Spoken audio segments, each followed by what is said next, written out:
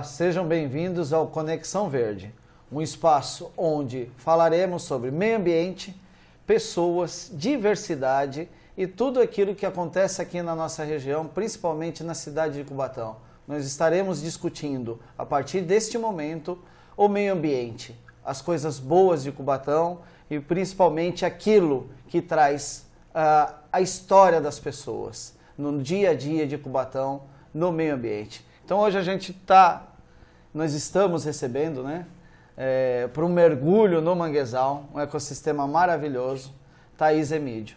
Thaís Emídio é uma ativista socioambiental.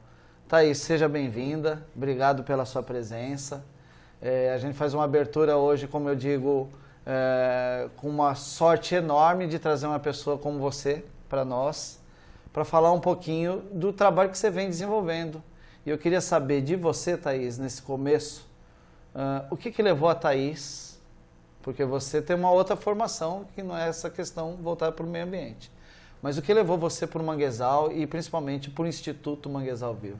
Muito bom, gratidão, André, pelo convite, é uma honra estar aqui, poder compartilhar essa bancada com você e é uma honra estar podendo participar desse programa, desse início tão importante que é um espaço para dar visibilidade para a nossa cidade, para as questões ambientais e para quem está fazendo a diferença, né? Então, parabéns mais uma vez à TV Obrigado, Polo, a você pela iniciativa. E, bom, eu sou assistente social de formação, né? Trabalho há 21 anos na prefeitura como assistente social, mas o Manguezal Vivo, ele veio na minha vida como um suspiro de me entender como parte de um ecossistema, de um planeta. Então, quando eu voltei para o meu território, que é Cubatão, e percebi o quanto as pessoas estão desconectadas do seu território, seja pelo estigma, né, do histórico que a gente tem do passivo ambiental, seja por a gente ser a única cidade da Baixada Santista que não tem praia, e a gente se desconecta da nossa identidade cultural.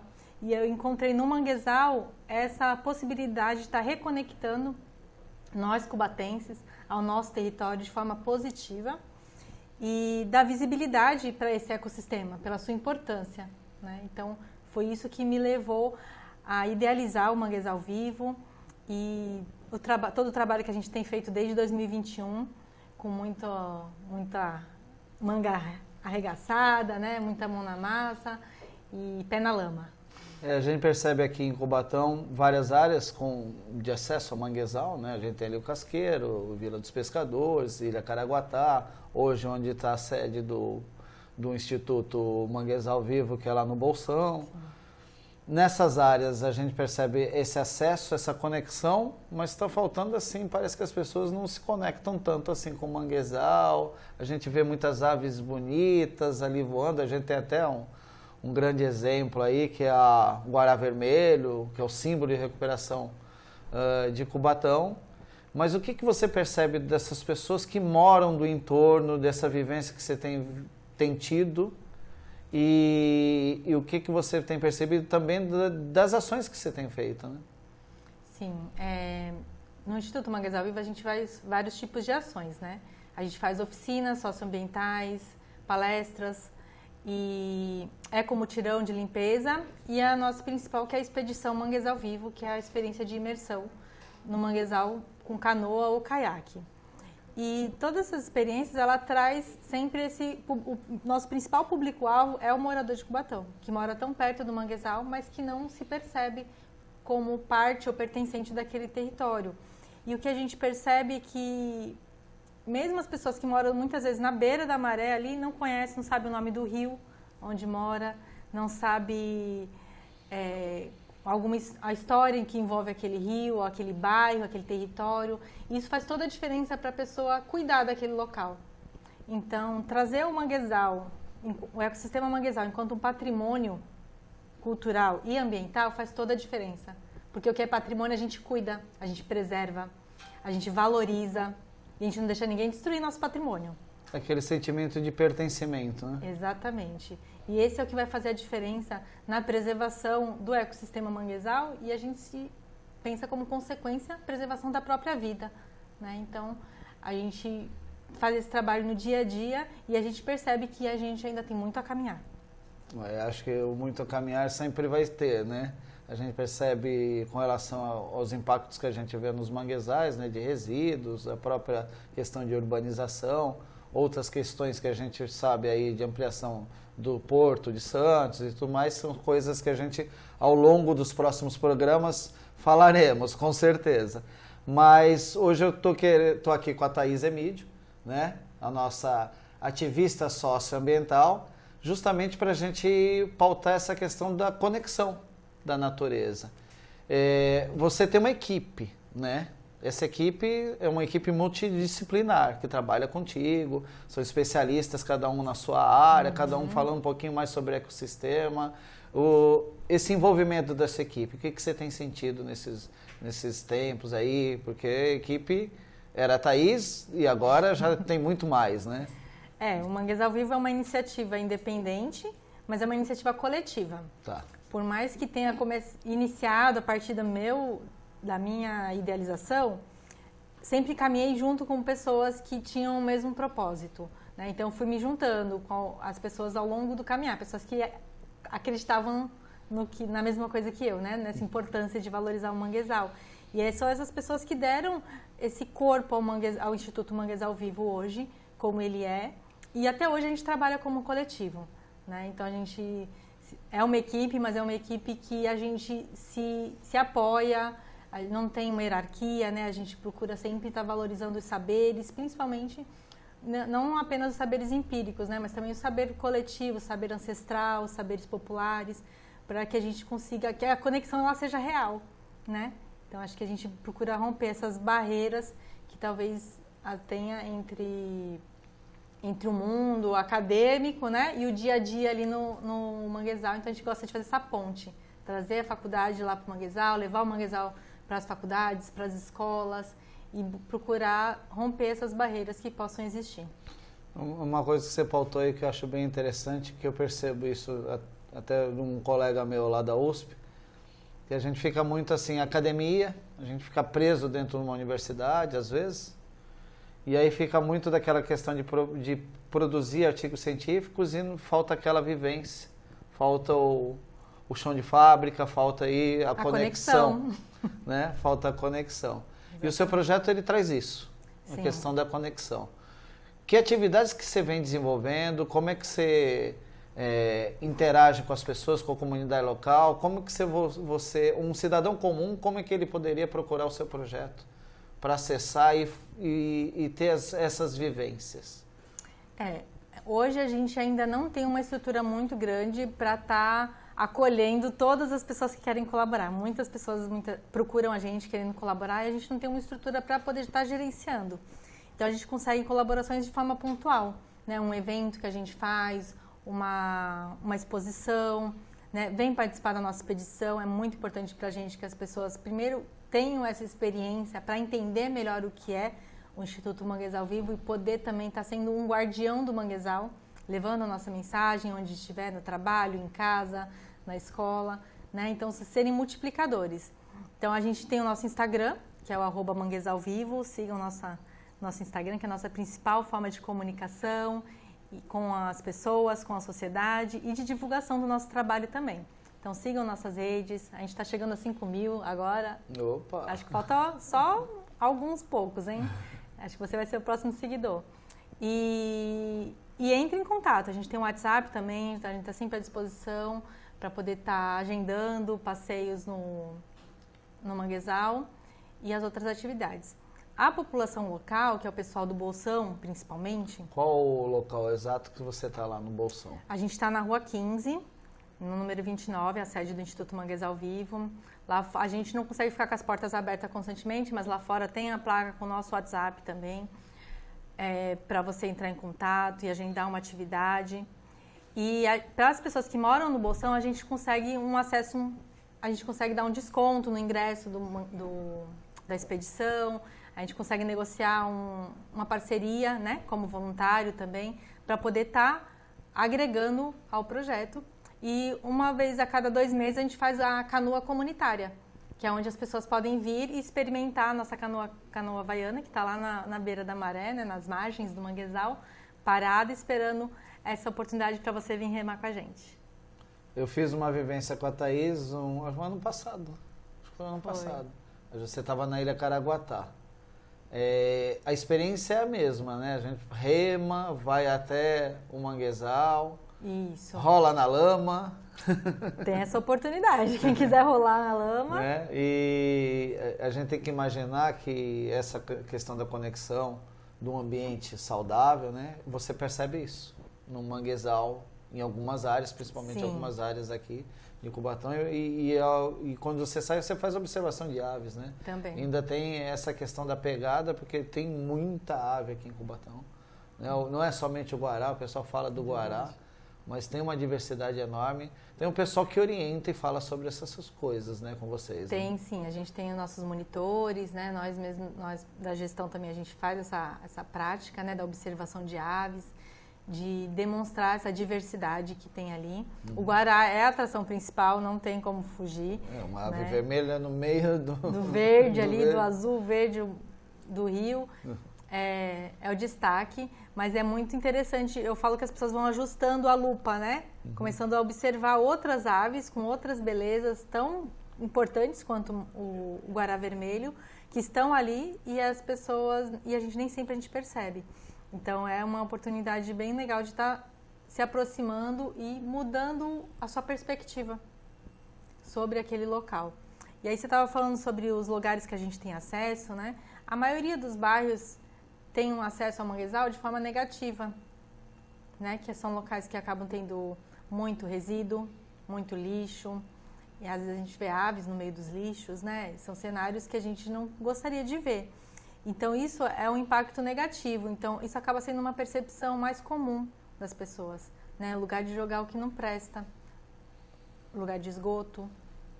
E quando a gente tem a oportunidade de vivenciar o manguezal de outra perspectiva, né, de um local onde é possível entrar, rolar na lama, mergulhar no manguezal, você ressignifica isso, né, e a partir disso a gente espera que haja uma transformação na atitude, que as pessoas tenham uma atitude de cuidado com o manguezal e que consigam evitar, né, o descarte de resíduos inadequado, repensar o seu consumo também, consumir coisas que possam ser reutilizadas, que sejam biodegradáveis, evitar o plástico, porque o que a gente mais vê lá, infelizmente, é plástico, né? O resíduo sobrenadante, né? Isso. Tudo boiando ali, afetando a fauna.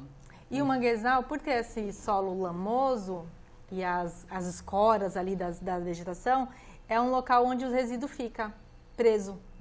Então, é um local que acaba ficando mais vulnerável para o resíduo ficar ali e sufocar o ambiente. Bom, gente, nós estamos falando aqui com a Thaís Emídio, ativista socioambiental, idealizadora do projeto do Instituto Manguezal Vivo. E nesse momento nós vamos dar uma parada para o apoio cultural. Obrigado.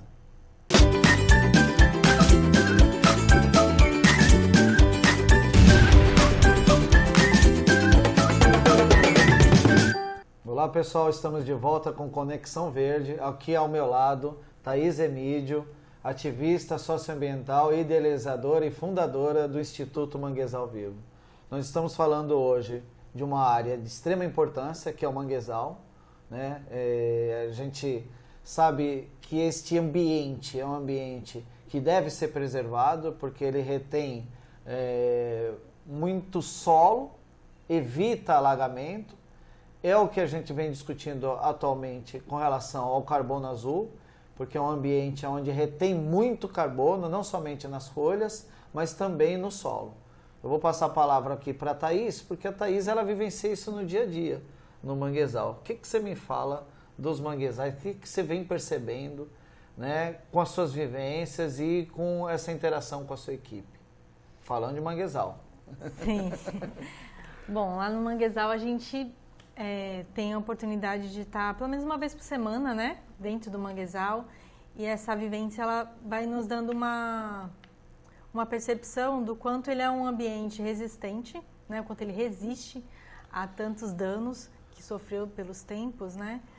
Eu costumo falar que são manguezais recuperados, né, que eles se recuperaram de algumas épocas que eles foram muito atacados e devastados. Só que aí é um ambiente onde a gente precisa ter o máximo cuidado possível, porque ele ainda está se recuperando, né? Então, e ele ainda está também é uma área que não tem o entendimento apesar de ter uma legislação que protege ele, né? A gente sabe que infelizmente, ele não consegue ter esse valor cultural para as pessoas. Então, as pessoas não conseguem perceber culturalmente que ele é importante. Então, se forem aterrar um pedaço de manguezal, não é tanto problema assim, né? Só um pedacinho, né? E aí, esse de pedacinho em pedacinho, a gente corre o risco de estar degradando novamente esse ambiente. E a gente, estando lá, eu sempre falo que é importante a gente ocupar esses espaços de forma positiva. Quando a gente está ali ocupando e fazendo nossas atividades de ecoturismo, de educação patrimonial e ambiental, de alguma forma aquele lugar está sendo ocupado positivamente. Isso evita outros tipos de ocupações, né, que possam vir a acontecer. Então, é muito sobre ser um guardião in loco, né? Então, a gente cuida do nosso local e a gente está ali sempre de olho, cuidando. Bom, eu vou aproveitar uma fala sua, você falou aí da questão do ecoturismo. Eu acho que, por exemplo, Cubatão é uma cidade que tem um baita potencial ecoturístico, voltado não somente para o manguezal, mas para a Mata Atlântica, né? A gente vai falar bastante sobre isso nos próximos episódios, mas hoje o nosso foco aqui é no manguezal. E a gente sabe que o manguezal é um ecossistema litorâneo que vem recebendo um grande impacto das questões portuárias e urbanização, porque a maioria da população vive nos próximos ecossistemas litorâneos, no litoral, né? E esse ano nós vamos ter uma reunião em Belém do Pará, no litoral norte do nosso país, que é a COP30, o maior evento ambiental do mundo, falando de mudanças climáticas. E o pessoal vem discutindo e falando que é importante a gente falar não somente de florestas, mas falar de oceanos. E se a gente está falando de oceano, a gente está falando de manguezal. E se a gente está trazendo um evento desse porte para o nosso país, a gente tem que levar a nossa cidade para esses eventos, né? Cubatão, o que você vem percebendo nos últimos anos com relação às discussões voltadas para manguezais? E o que você, hoje, pelo Instituto, vem percebendo junto com a população essa questão da parceria, da conservação, das pessoas sentirem da importância do manguezal aqui na cidade de Cubatão? Então, eu percebo que a gente é um grande manguezal, né? Cubatão é um grande manguezal. E esse lugar é um lugar de transição entre a floresta e o mar. Então, a floresta é muito importante e o mar também é muito importante.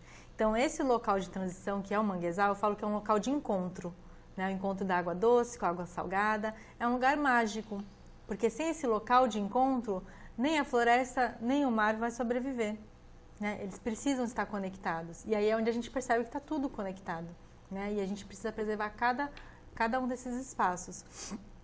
E tudo isso se dá a partir de uma relação. É aí onde a gente entra a questão cultural. Como eu me relaciono com esse local, né? Então, eles estão, a gente vê que eles estão ali, o manguezal está ali fazendo o trabalho dele e a gente só precisa cuidar para que ninguém atrapalhe, né? Não precisa, nem sempre precisa de grandes investimentos, só precisa que parar algumas atitudes, como, por exemplo, o descarte de lixo inadequado, né? Hoje a gente tem coleta seletiva na cidade, mas as pessoas ainda não adquiriram essa cultura de separação dos resíduos recicláveis, dos orgânicos e dos rejeitos. Então a gente precisa mudar esse tipo de atitude.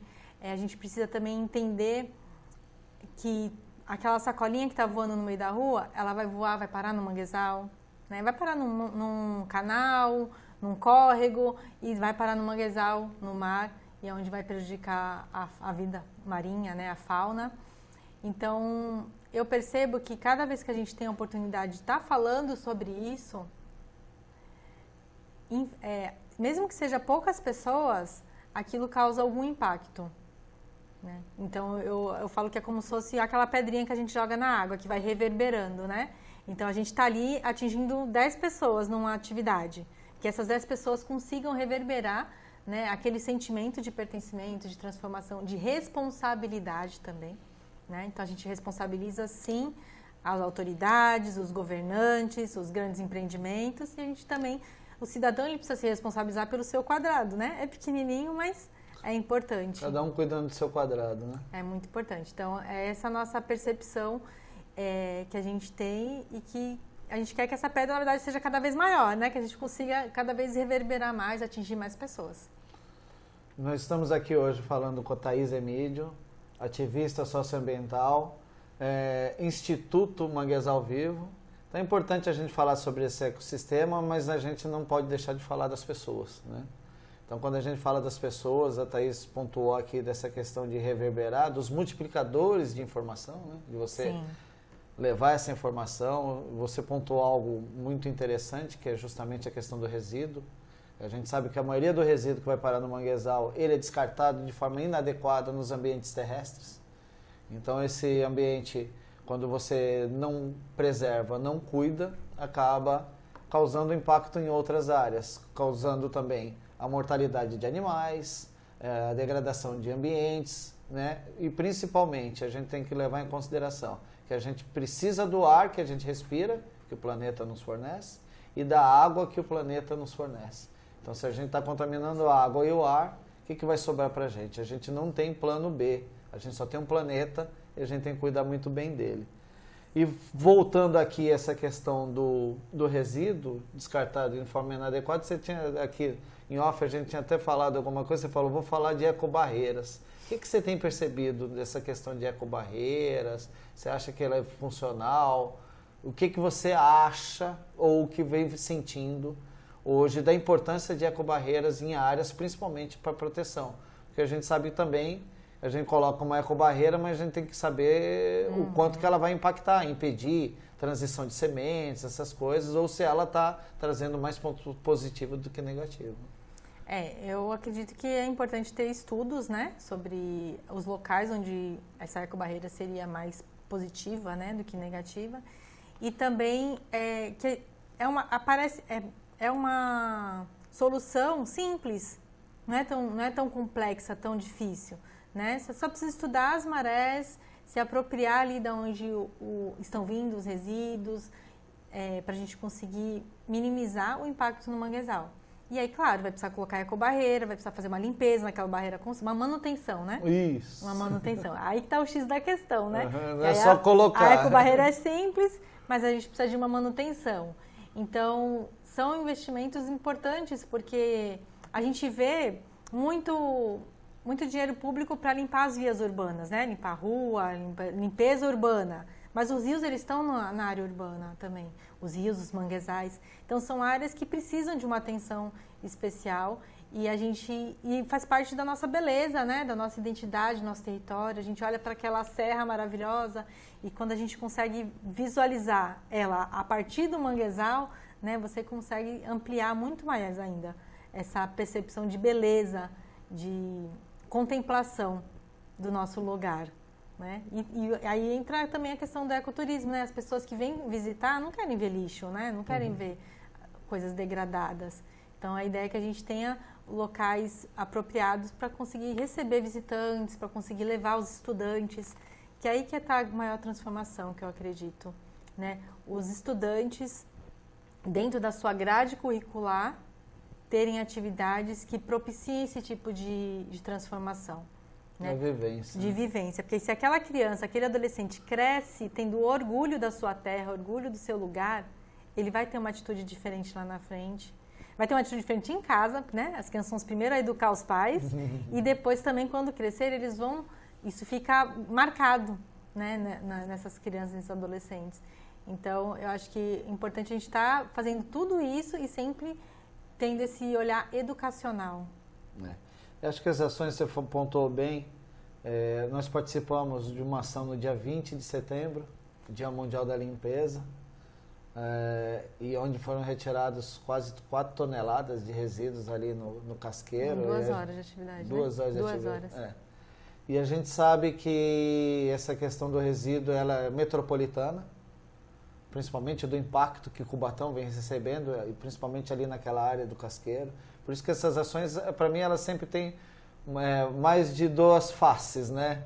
Porque a gente retira o resíduo, tenta identificar de onde você está tirando esse resíduo, mas ela tem uma face educacional, que é mostrar para as pessoas, olha, se você está retirando esse resíduo, você está dando um pouco de oxigênio para esse solo, os caranguejos vão se reproduzir.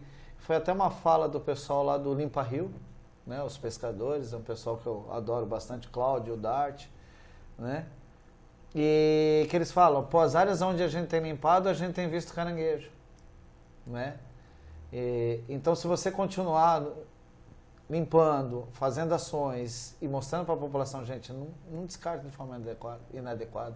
Vamos cobrar do poder público ou dos órgãos competentes para que realmente haja uma ação melhor com relação ao resíduo, porque a gente sabe que hoje o maior dos impactos estão relacionados a essa questão do resíduo. E a gente vem percebendo esses impactos. Então, as ações, e é isso que eu quero pontuar, essas ações, elas são, acho que para mim, são mais educacionais do que outra coisa. Sim. Porque limpar, você não vai limpar sempre. Não vai conseguir tirar tudo. Né? Mas eu queria aproveitar para a gente finalizar o nosso bloco aqui. E tudo que é bom passa rápido, né? Eu queria saber da Thaís, quais são os desafios e as esperanças que você, Thaís, tem hoje com relação aos manguezais aqui de Cubatão e do Instituto, né? Que o Instituto, ele já está aí desde quando? 2021. Desde 2021. Então, ele já vem realizando algumas ações. E quais são as suas perspectivas para 2026? A gente tem uma trajetória aí, né? Vamos completar 5 anos, em 2026. E essa trajetória traz muitas reflexões, né? Muito conhecimento sobre essa dinâmica do manguezal com a população, com o poder público, com as instituições, né? Porque nós não somos a única instituição que está atuando ali no manguezal. E a gente sabe, o mais importante foi que o manguezal, hoje, ele tem muito mais visibilidade do que lá em 2021. Então, esse é um dos nossos maiores propósitos também, trazer visibilidade, né? Valorizar o manguezal. Então, hoje se fala mais de manguezal do que lá em 2021, onde quase ninguém falava. Então, para a gente isso é uma grande vitória. E que isso precisa, claro, continuar aumentando, né? Continuar ampliando. E essa é a nossa esperança, né? Quando a gente olha, a gente vê que a gente está no caminho certo, a gente começa a visualizar lugares, novas aves que vêm frequentar aqui, a fauna se regenerando, né? Quando o Guará Vermelho voltou para cá, foi um grande marco para a nossa cidade, como reconhecida cidade símbolo de recuperação ambiental, e junto com o Guará vieram muitas outras aves. Então, a nossa esperança é que isso não regrida, né? Os principais desafios hoje é a gente ter uma estrutura, né? Enquanto Instituto Manguezal Vivo, ter mais estrutura, mais recurso para conseguir ampliar nosso trabalho.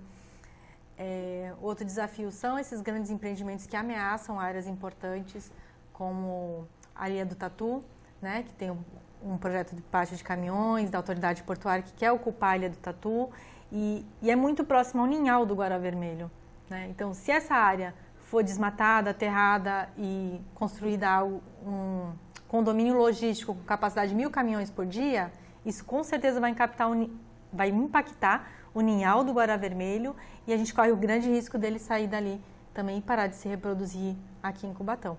Então, esses são os principais desafios hoje que a gente enfrenta dentro desse âmbito do manguezal. E a nossa esperança é que a gente continue crescendo, né? Ampliando nossas ações, que a gente consiga ter um programa que limpe o manguezal de forma continuada, né? Principalmente como política pública. E também o manguezal vivo, a gente fala que onde tem manguezal poderia ter um núcleo do manguezal vivo, para a gente conseguir estar atendendo mais pessoas. Então, a gente gostaria muito de ter um manguezal vivo em outros pontos, tanto em Cubatão como na Baixada Santista, porque a gente está interligado, né? É tudo regional, não tem como a gente fugir. Aqui o lugar de encontro entre as cidades da região também é o manguezal. Então, que a gente possa ter mais pontos para ocupar de forma positiva e evitar outras ocupações negativas. Thaís, obrigado, parabéns pelo seu projeto. Eu que agradeço. Tá? Hoje nós conversamos aqui com Thaís Emídio, ativista socioambiental, idealizadora do Instituto Manguezal Vivo, um papo super bacana sobre manguezal, sobre a nossa região e principalmente sobre a nossa cidade aqui de Cubatão. Muito obrigado pela presença de todos. Obrigada.